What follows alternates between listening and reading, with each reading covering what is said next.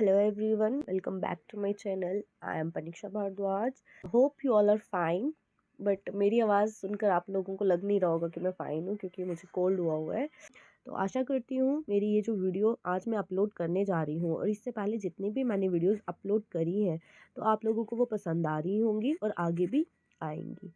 पिछले 1-1.5 साल से मैंने कुछ भी वीडियो अपलोड नहीं करी थी, जस्ट बिकॉज कुछ ऐसे सर्कमस्टांसिस जो थे वो मेरी लाइफ में आ गए थे, जिस वजह से मैं यूट्यूब को काफ़ी टाइम नहीं दे पाई। But now I am back on the track with some interesting and knowledgeable videos.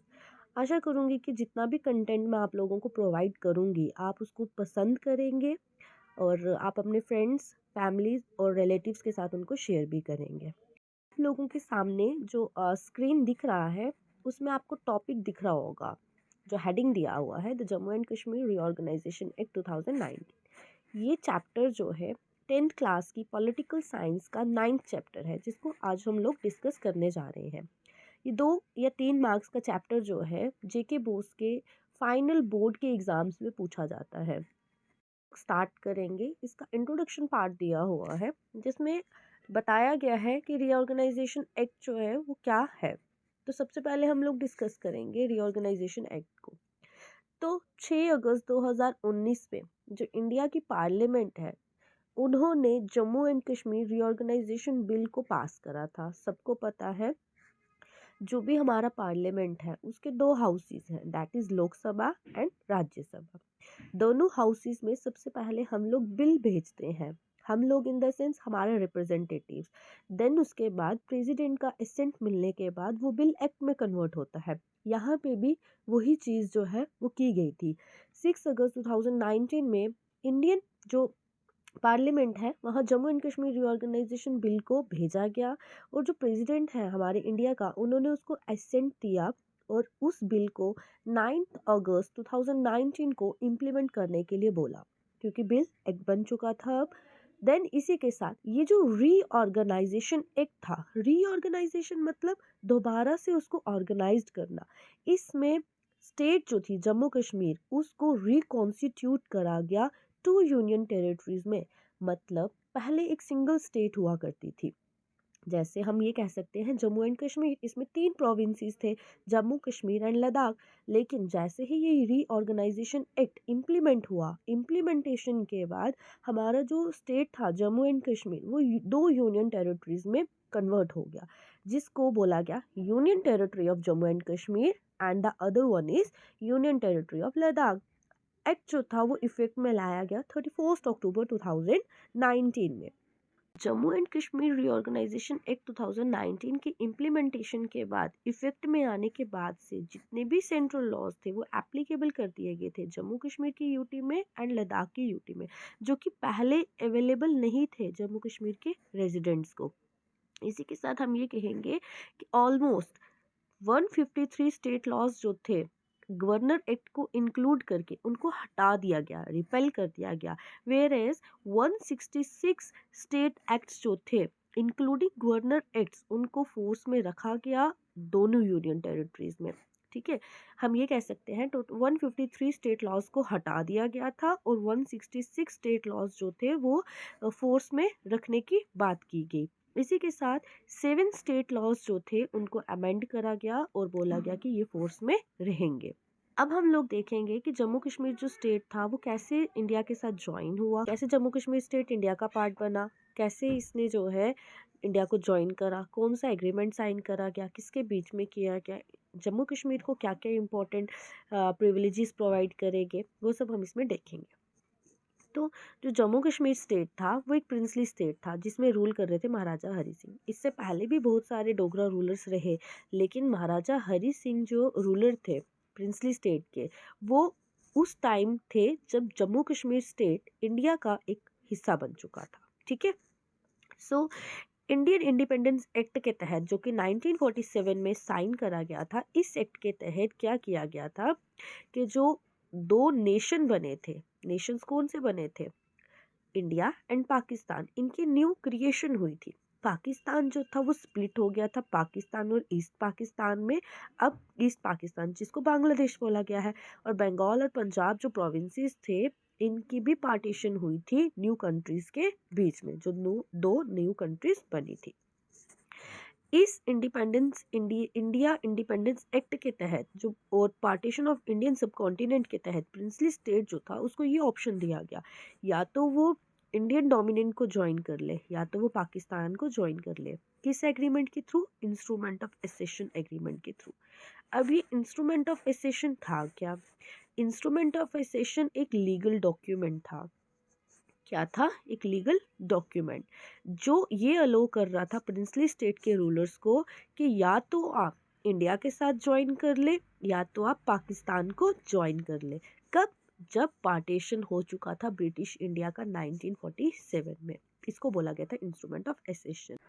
अक्टूबर 26, 1947 में इंस्ट्रूमेंट ऑफ एसेशन को साइन करा गया। किसके द्वारा? महाराजा हरि सिंह के द्वारा, जो कि उस समय प्रिंसली स्टेट के रूलर थे। ठीक है, जम्मू कश्मीर प्रिंसली स्टेट के रूलर थे। और यूनियन ऑफ इंडिया के उस समय रूलर कौन थे? उस समय गवर्नर जनरल थे लॉर्ड लुइस माउंटबेटन। ठीक है, ये उस समय के क्या थे? Governor general. देन इसके बाद क्या बोला गया है?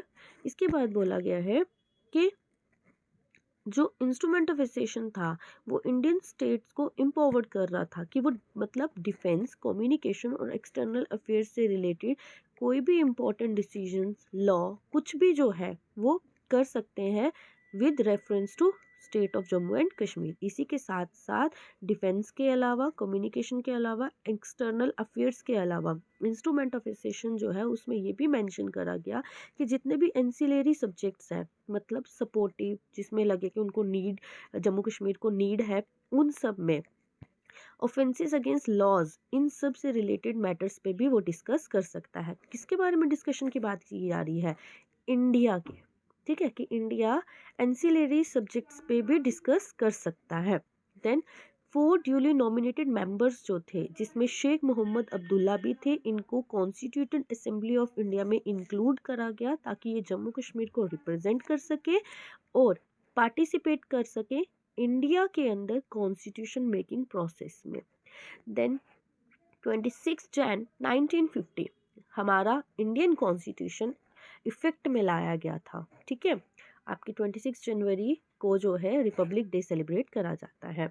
हमारे कॉन्स्टिट्यूशन को बनने में 2 इयर्स 11 मंथ्स और 18 डेज लगे थे। ठीक है, जिसमें डॉक्टर बी आर अम्बेडकर जो थे वो हमारे कॉन्स्टिट्यूशन के फादर कहलाए जाते हैं। तो कॉन्स्टिट्यूशन जब बन गया उसको 26 जनवरी 1950 में क्या किया गया? इंडिया के अंदर इफेक्ट में लाया गया, फोर्स में लाया गया। और जम्मू कश्मीर जो है उसको भी हम इंडिया के साथ इंटीग्रेट करा गया आर्टिकल 370 ऑफ इंडियन कॉन्स्टिट्यूशन। ये आर्टिकल जो 370 है, जो कि जम्मू कश्मीर को एक स्पेशल स्टेटस प्रोवाइड करता था। हमारा जो आर्टिकल 370 है, ठीक है, इट इज़ आर्टिकल 370 था जम्मू एंड कश्मीर को, वो क्या था? स्पेशल स्टेटस देता था। वो क्या था? आर्टिकल 370। क्या है ये आर्टिकल 370? इसको article 1 of the constitution of India में डिफाइन करा गया है। अब आर्टिकल 1 क्या है कॉन्स्टिट्यूशन ऑफ इंडिया का? जिसमें इंडिया को कंसीडर किया गया है कि यूनियन ऑफ स्टेट्स है और ये कंट्री की टेरिटरी को डिफाइन करता है, जो कि 4th schedule of Indian constitution में बताया गया है। एंड जम्मू एंड कश्मीर को इंडिया का पार्ट डिक्लेयर कर दिया गया। इसी के साथ आप लोगों को ये पता होना चाहिए, जो इंडियन कॉन्स्टिट्यूशन हमारा जब ओरिजिनली रिटन मतलब लिखा गया था, तब उसके अंदर 395 आर्टिकल्स थे। ठीक है, अगर अब आज की बात करेंगे तो आज हमारे पास 448 क्या है? आर्टिकल्स हैं। कितने हैं? 448 आर्टिकल्स है। ठीक, क्यों 448 आर्टिकल्स है? क्योंकि 106 टाइम जो है हमारे कॉन्स्टिट्यूशन को अमेंड करा गया है। अमेंड करा गया है मतलब चेंज लाया गया है इसके अंदर। ठीक है, इसी के साथ हमारे पास 25 जो है वो पार्ट्स हैं इंडियन कॉन्स्टिट्यूशन के और 12 शेड्यूल्स हैं। ठीक, होप यहाँ तक आपको क्लियर हुआ होगा। इसी के साथ अगर मैं बताऊं तो हमारे जम्मू कश्मीर का जो कॉन्स्टिट्यूशन बनाया गया है उसमें 158 आर्टिकल्स हैं। कितने आर्टिकल्स है? 158 आर्टिकल्स है। ठीक, उसी के साथ 13 पार्ट्स है और 7 शेड्यूल्स है। वैसे तो अब आर्टिकल 370 के साथ हमारा कॉन्स्टिट्यूशन भी अबॉर्गेट कर दिया गया है, बट आपको पता होना चाहिए। इसी के साथ साथ अब हम आगे डिस्कस करेंगे। आगे क्या बोला गया है कि स्टेट जो है जम्मू कश्मीर, इसका अपना एक कॉन्स्टिट्यूशन था, ठीक है, स्टेट फ्लैग था। इसी के साथ हमारा ऑटोनॉमी दिया गया था इंटरनल एडमिनिस्ट्रेशन को। ऑटोनॉमी का मतलब होता है कि उनको पावर दी गई थी, किसको, जम्मू कश्मीर को, कि वो इंटरनल एडमिनिस्ट्रेशन खुद से रन कर सकते हैं किसी भी इंटरफेरेंस के बिना। आर्टिकल 370 जो है वो कॉन्स्टिट्यूशन के अंदर इनकॉर्पोरेट करा गया, जिसमें स्टेट लॉज बनाए गए और यूनियन पार्लियामेंट के द्वारा जो लॉज बनाए गए थे उनको भी कुछ हद तक कंसुलेशन और कंकरेंस की सलाह दी गई।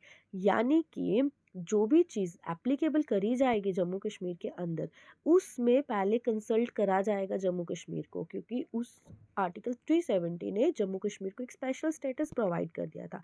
इसी के साथ साथ अच्छा यहाँ पे ना 40s लिखा हुआ है, ये फॉर इट्स है, ठीक है, अलग अलग है, तो डोंट थिंक कि ये कोई एक वर्ड है, क्योंकि ये वर्ड आपको कहीं भी नहीं दिखेगा।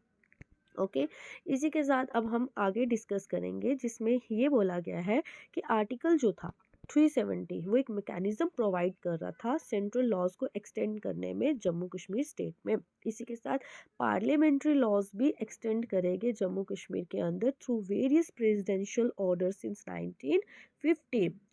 बहुत सारे पार्लियामेंट्री लॉज जो थे वो एक्सटेंड करेंगे जम्मू एंड कश्मीर में थ्रू वेरियस प्रेसिडेंशियल ऑर्डर्स के थ्रू जो है बहुत सारे जो आपके लॉज थे, ठीक, सेंट्रल लॉज कह सकते हैं, पार्लियामेंट्री लॉज जो कह सकते हैं, वो एप्लीकेबल करे गए थे। It was mainly the presidential order. ये प्रेसिडेंशियल ऑर्डर ही है 1954 का, जिसको अब constitution application to Jammu and Kashmir order के नाम से जाना जाता है, जो अप्लाइड करा गया था जम्मू एंड कश्मीर में, और इसको टाइमली अमेंड करा जाता है ताकि जम्मू एंड कश्मीर में सेंट्रल लॉज एप्लीकेबल करे जाए। अब आपके माइंड में क्वेश्चन अराइज हो रहा होगा, व्हाट इज प्रेसिडेंशियल ऑर्डर? तो ये प्रेसिडेंशियल ऑर्डर जो है द कॉन्स्टिट्यूशन के नाम से जाना जाता है। इस कॉन्स्टिट्यूशन ऑर्डर के तहत टाइमली जो है अमेंडमेंट करा जाएगा जम्मू एंड कश्मीर में, ताकि वेरियस सेंट्रल लॉज एप्लीकेबल करे जा सके, कहाँ, जम्मू एंड कश्मीर में। इवन आर्टिकल 35A जो है इंडियन कॉन्स्टिट्यूशन का, इसको भी इनकॉर्पोरेट करा गया था through a presidential order titled the constitution order application to JNK 1954 on 14th May 1954 under article 370। अब आर्टिकल 35A क्या था? तो 35A जो है इंडियन कॉन्स्टिट्यूशन का, वो ये कहता था जम्मू एंड कश्मीर जो है यहाँ पे कोई भी पर्सन आउट ऑफ स्टेट आकर प्रॉपर्टी नहीं खरीद सकता है। इसी के साथ साथ ये आर्टिकल जो है ये इम्पावर कर रहा था JNK स्टेट को, स्टेट लेजिस्लेचर के मैटर में, कि परमानेंट रेजिडेंट जो है स्टेट का, उसको स्पेशल राइट्स हैं और वो यहाँ पे प्रॉपर्टी बना सकते हैं। बट बाद में जब अबॉर्गेशन हो चुका था, ठीक है, आप सबको पता ना, आर्टिकल 370 हट गया है और 35A को भी हटा दिया गया था। इस 35A के तहत कोई भी पर्सन बाहर से आके यहाँ प्रॉपर्टी नहीं खरीद सकता था, लेकिन अब खरीद सकता है। ये जो स्पेशल राइट्स थे, ये स्टेट सब्जेक्ट ऑर्डर, मतलब जिनके पास स्टेट सब्जेक्ट हुआ करता था, जिसको आज के टाइम पे डोमिसाइल बोला जाता है, ठीक, उस टाइम पे स्टेट सब्जेक्ट था और वो जम्मू कश्मीर के रेजिडेंट्स के पास था, तो जिसके पास नहीं होता था वो यहाँ पे प्रॉपर्टी नहीं खरीद सकता था, बट अब खरीद सकते हैं, ठीक। 5 अगस्त 2019 में प्रेसिडेंट ऑफ इंडिया जो है उसने इशू करा एक order under the provision of article 370, जिसको टाइटल क्या दे दिया, the constitution application to Jammu and Kashmir order 2019 and thereupon उसने जितने भी प्रेसिडेंशियल ऑर्डर थे उसको सुपरसीडेड कर दिया। कॉन्स्टिट्यूशन ऑर्डर 1954 उसको पहले अर्लियर पास करा गया और उसको बाद में टाइम टू टाइम चेंज करा गया।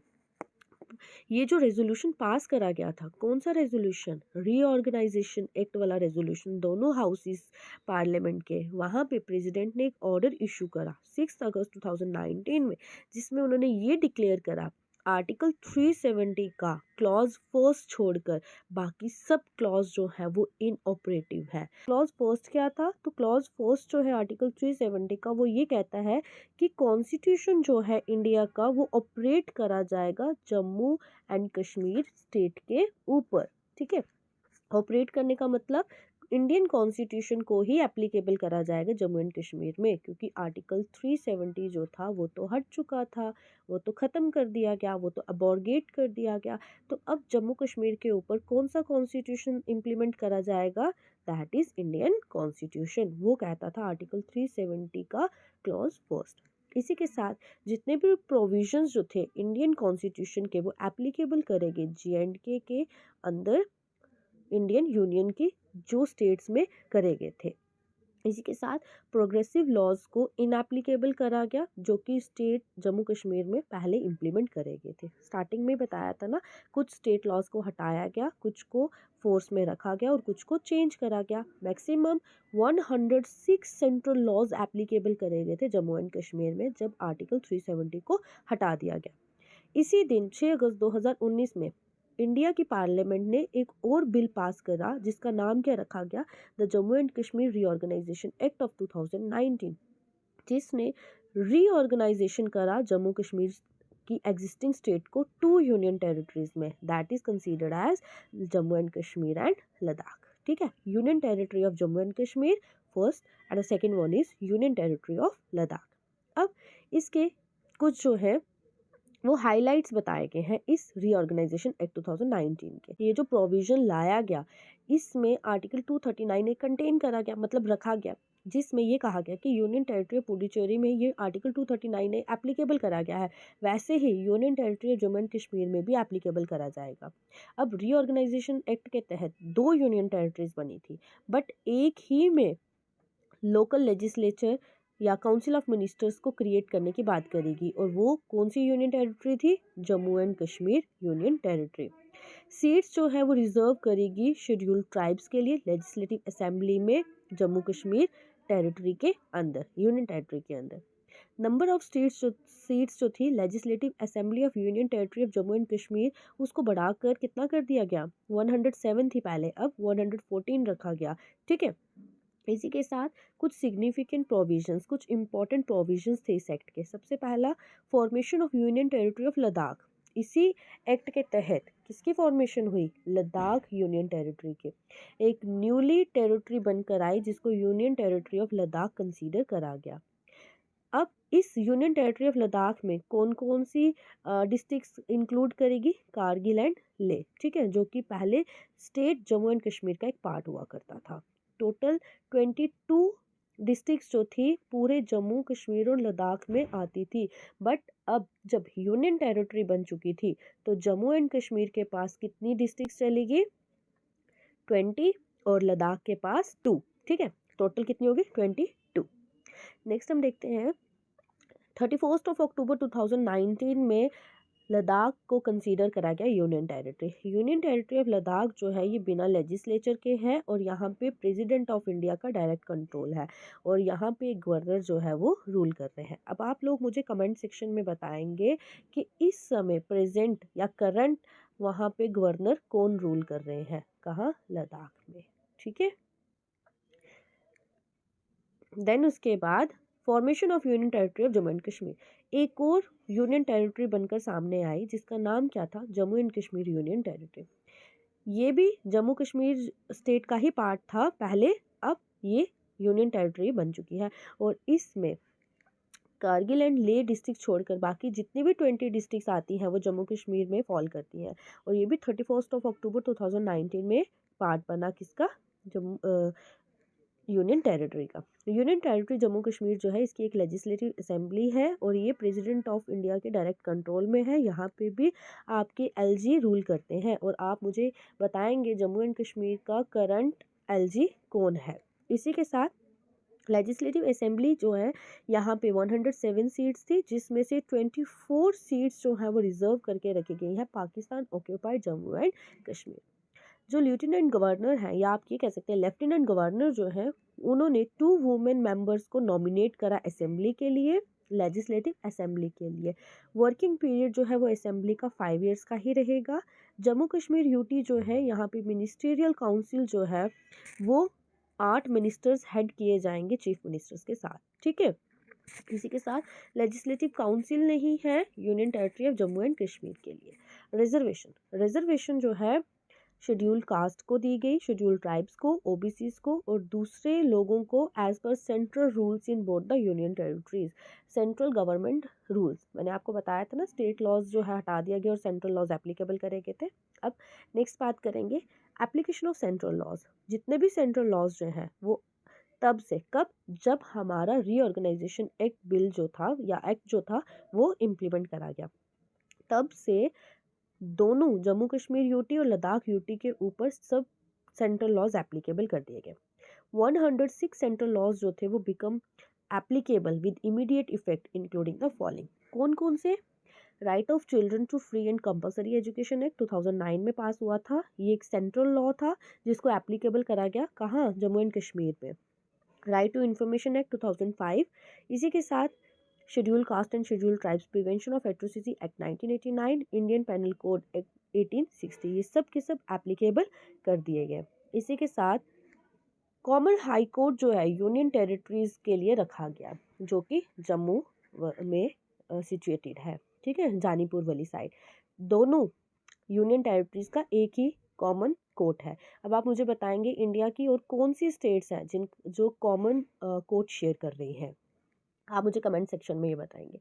इसी के साथ पार्लियामेंट के अंदर रिप्रेजेंटेशन जो है वो बताएगी है 6 लोकसभा सीट्स में से, जो कि मतलब टोटल जम्मू कश्मीर को दी गई थी, जिसमें से एक सीट जो है यूनियन टेरिटरी ऑफ लद्दाख को दे दी गई और 5 जो है वो यूनियन टेरिटरी जम्मू कश्मीर को दी गई।